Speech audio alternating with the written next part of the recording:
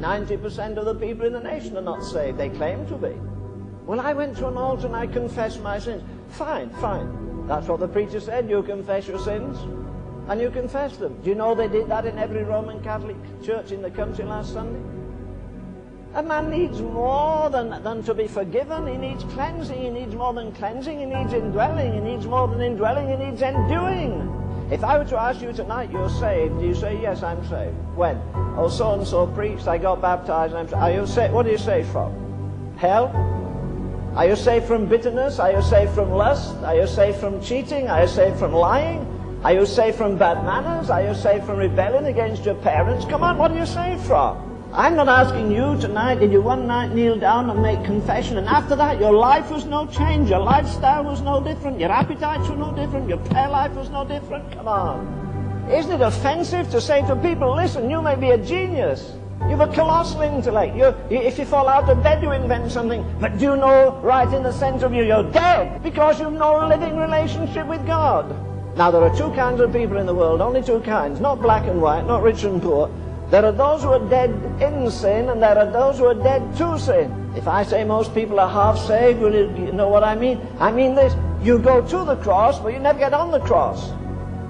You go and get your sins forgiven and feel happy, and you go do the same lousy thing again the next day. Come on, what kind of a salvation is that? The miracle of the new birth is this, that when a man is really born, when he gets this life, he doesn't want that life. Okay, so Paul says, if ye are risen with Christ, or you've been raised with Christ, seek those things which are above, where Christ sitteth at the right hand of God.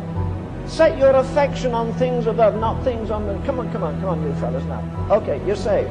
And yet I guess you talk more about baseball than you talk about Jesus. Is that right? You know how you need entertainment? Or any of us. You only need entertainment when you've lost the joy of the Lord. Listen, are you just a Sunday morning Christian? Do you live and move and have your being in Jesus Christ every waking moment of your life? Has He got your thinking? But look at His figure for a moment. Here is a man stretched on a cross.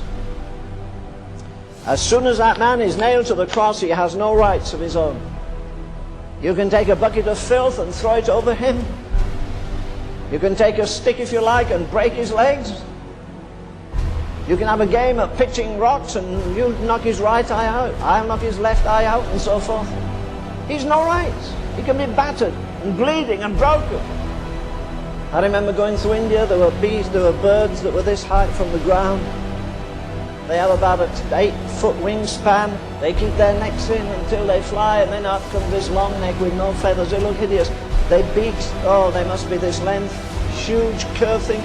You know what they do? They go onto the arms of the cross as the light comes up, daylight. And those big hideous things reach down and peck out the eyes if they're still there, and they tear the body. And it becomes bloody, and the entrails run out of the man, and the blood runs on the ground, and the dogs come out of the city to drink of the blood. Even a woman who saw her son or husband crucified would never go back in the morning. You didn't see a woman with her arms around a bleeding, horrible, wretched form of a man saying, darling, I love you.